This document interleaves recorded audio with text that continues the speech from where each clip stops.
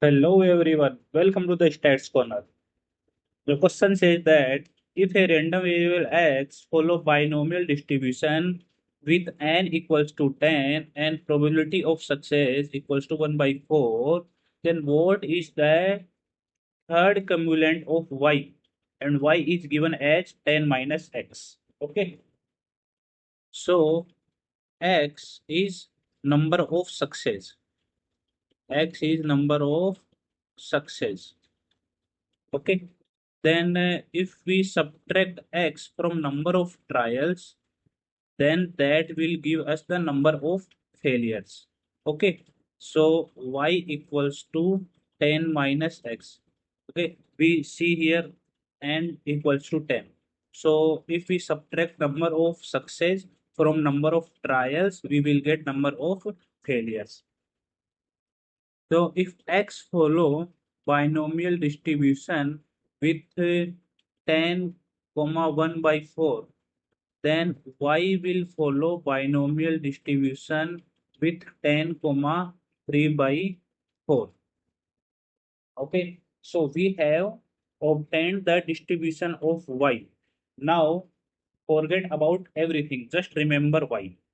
So y follow binomial distribution with parameter 10 comma 3 by 4. Okay, just forget about everything else. Now we have to treat this y as a new variable. So if we say that y follow binomial distribution, then what are the parameters? Parameters are n and p. Okay, so what is the value of n? Value of n is 10 and value of p is 3 by 4. So now the probability of success in this variable y has become 3 by 4. Okay, now we have to find the third cumulant of y. Third cumulant is always equals to the third central moment. Third cumulant is always equals to the third central moment.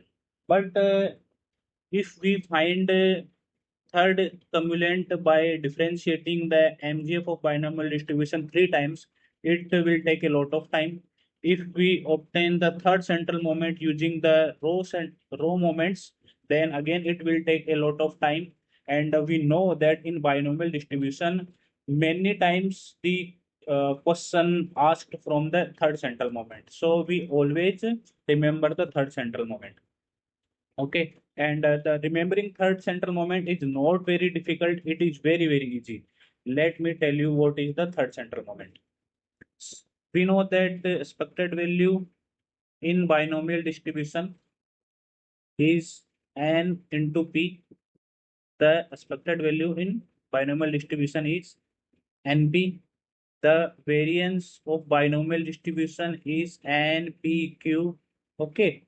Now the third central moment, or we can say the third cumulant, is nothing but npq and q minus p. Just multiply q minus p with the variance. It is very, very easy to remember. Now to find the third cumulant, just put the values. The value of n is 10. The value of p is 3 by 4 here. And value of q will be 1 by 4. Right? The value of q is 1 by 4. The value of p is 3 by 4 here. Now it will be 30 upon 16 multiplied by minus 2 by 4. This will get us 8, and this is 2 and 15. So we will get minus 15 upon 16. Okay. So third cumulant will be minus 15 upon 16. Option A is correct.